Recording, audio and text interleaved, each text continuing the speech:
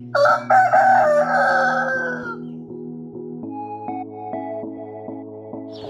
full but full of feeds. It's a bit soft. Day 15, there we go. Typhoid vaccine. It's a warm, cool morning. Welcome back to Katariwa Farm YouTube channel. And this morning I want to show you that poultry farming, especially layer birds, are easy as you've never known. We shall show you the first step. Day 1 as in the brooder. Day 2, 4 weeks. Then what do? Do we give them light? Do we give them fire? Do we give them charcoal? What do we use? We debake them, we vaccinate them. Whatever is done here, you will be seeing it in this video. Please watch till the end. Hit that subscribe button, smash the bell so that you don't miss any other video that comes up. We want to make farmers, really farmers of Africa, the whole world, and Uganda in particular. Let's go! Yeah, this is the proprietor of Katariwa Farm, and again, the one that runs Katariwa Farm YouTube channel. We are here sweating in this brooder. We are not chicks, but we are the chick men. So this brooder is going to be lasting for exactly 1 month. However, it will be expanding slowly by slowly. I keep expanding because every day that passes, they get bigger. They came in the morning when they were just completely plain, without any single color. Though they're getting some feathers now. By tomorrow morning, you'll be finding they have feathers. They will be white somehow. So within 1 week, they will be a bit bigger with the feathers. So they'll be expanding until their structure is finished. This project started in 2015. Majorly, it was something that I thought would not pay me because I didn't have a job. I looked for jobs, I couldn't find a job. I took up myself, let me start this poultry business. Not all of us will be working in the offices. There must be somebody to work for you, and you must work for someone. So a system of human beings. You work for someone, he works for you. For me, I'm here in my white collar job, in my own nature. I employ myself. Self-employment is the way to go. So I want to teach our viewers something. When you bring the chicks, you see we are putting paper bags on the floor. So today, after 1 day, I'm going to remove all these poultry in the bags and leave the coffee husks on the ground. Because now the chicks are already aware of the feeders, and then the coffee husks they can differentiate now.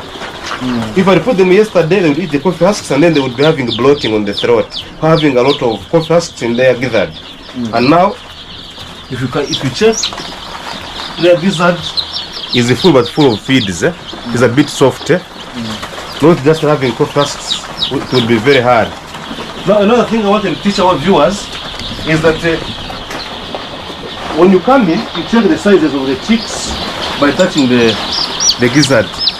There should be something in the gizzard of every chick. If you just pick at random, if you find the chick has nothing in the throat, then you get the water and put it in. That means the growth rate will be different. Some of them already having feathers, others don't have. That means those who don't have feathers like this one, they're eating slowly. You get the water and give it. So you pick at random so that you can make the growth rate at the same level. This is called the pre-starter feed. We have starter, pre-starter, starter, grower, then layers mash. So this being pre-starter, it is concentrated in the way that it easily dissolves and digests in the body. In this pot, I put in charcoal, then I add in the fire. This hole brings in the air so the fire keeps moving, it doesn't stop. Then at night I come, I turn it, increase the heat so that the chicks always remain warm. I came in at 320 here to change the fire, to add in more charcoal. And today too, we are not young anymore. You know, with children, human beings, we say 1,000 days are good for the mental growth. For us in birds, in poultry, 70 days are enough for growth. I don't know if it's mental, but I think it's mental growth in birds. Their brain. But what I know, 7 days are enough with a good feed. They will live a healthy life and give you the eggs we need in the future. Determination, passion, hard work, resilience. Finally, as an African, prayer. Prayer. I mean prayer. Yeah, prayer cools down your mind. I believe in God, but prayer cools down As you pray, you reflect. What am I going to do today, tomorrow, and next? That is my prayer. I'm arranging the feeders, trying to make them face the same direction, so that the chicks, when they are moving, they move the same direction. If you put them zigzag, they will struggle passing by. So to create the space, the pattern that you allow me to put also the water in the same pattern. So it's important. So you know when you're moving in the birds, you don't lift your feet. No. After they have gotten feathers, the mean is I will have to add on the feeds and the feeders, then you keep extending slowly by slowly. But I think in 4 days time, I will be that side at least 1 meter. 4 days time. The love I have for them. Yesterday by 6 a.m. I picked these chicks from the roadside because they were going to the far end of Uganda, that is at the border with Kenya. So but they passed here, they said pick the boxes, we'll move on. By 6 a.m. So I wanted to tell these guys one thing. You see there are stones in here. These stones they are put because the chicks when they come they are small. So they will, this is like a swimming pool to the chick. So it will drown there. So put the stones when the chick is in, the water is a bit reduced. So it cannot drown and die there. So before you bring the chicks, you wash up your stones well, wash them, disinfect them, then put them in the water. When the chicks come, they need to take glucose because the energy giving. They have traveled from far. Give them the glucose for 40 minutes. After 40 minutes, introduce the feeds. As I told you that we started with by putting on the peppers on the floor. Only water is available for 40 minutes. Then you introduce feeds. Then they see something new. They try it out. They eat it. So they know there is water, there are feeds as they grow. With the good feeds, getting the intelligence grow higher. Oh, too much fire! Another, when they start gasping, like opening their mouth, I mean the heat is much. There is nothing as hard as having a brooder in the pool.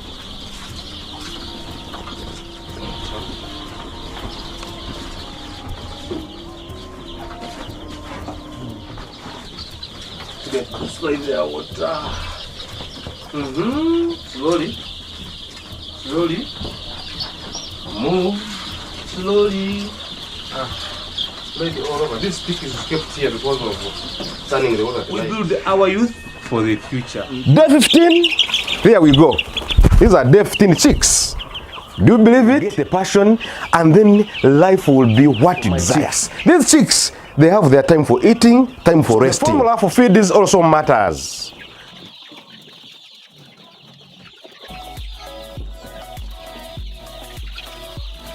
Right, the birds in the morning wake up and then they start playing like fire.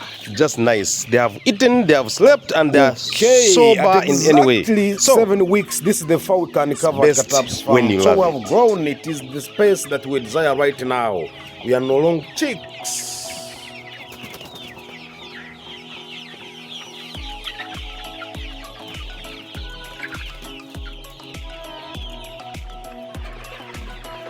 At 8 weeks, we are saying thank you so much. Even if we want to vaccinate our hens, this vaccine is vaccine number 7. When you're doing poultry, you must vaccinate the hens because you either do organic or you do artificial farming, which means you vaccinate your hens using these drugs. I have 2 batches. One of them is not vaccinated, another one is vaccinated. So you have a video which says organic farming. The pesticide, I mean the herbs that we use to vaccinate or to prevent sickness in our hens. But this one is another batch. So this one, what you do to vaccinate them, you know, it comes in the ice. You first shake it, you remove it, and you shake it properly. After shaking it, you get your syringe. You draw however much you want. But so I'm going to draw 3 mils. But you take just half a mil to vaccinate each bird. So these are now 3 mils. As you can see, there's 3 mils. I'm going to vaccinate one of the birds here.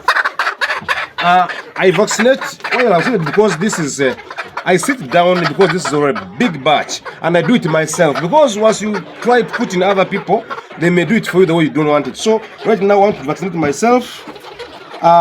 We vaccinate either on the chest or on the neck, but for me I find it easier for the neck because I want to check the skin, and I put in. So I measure exactly 0.5 per bird. So I go up 2.5 exactly. So now I place here, or I massage there so that the medicine goes. So you can see it's okay. Then I throw it in these ones.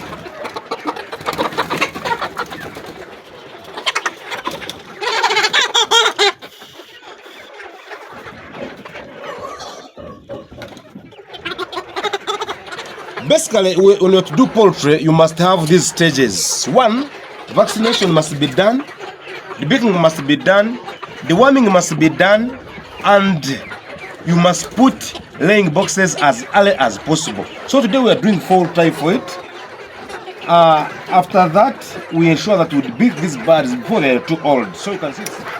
I like vaccinating the evening hours because it's not hot, and also the birds will not disturb me because the light is not too much. So I'm sure these ones will be done by maybe at midnight or 11. No matter the speed I use, but what I want is to vaccinate them fully. So, all right, it's time to debake our birds. At 15 weeks, we debake them. You ensure that you debake upper lip or upper beak and the lower beak not at the same time. Otherwise, you cut the tongue.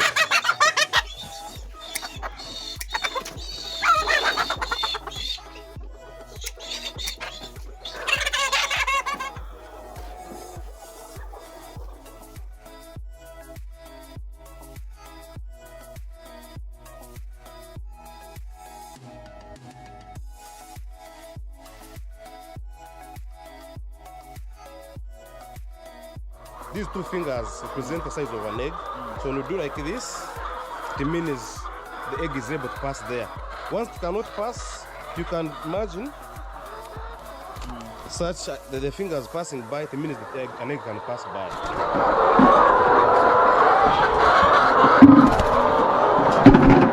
Picking the eggs today. Yeah. We are selling right now a tray of eggs of 13,000. Which means the 30 eggs in a tray, we will get 13,000 divided by 30 eggs. That would be 400 something. But for my sell an egg at 500 shillings Ugandan. Every single egg if you come for retail egg buying. When I'm costing the eggs productivity, I also costing the tear and wear of these boxes, the time, the water, the workers, the labor, everything is put.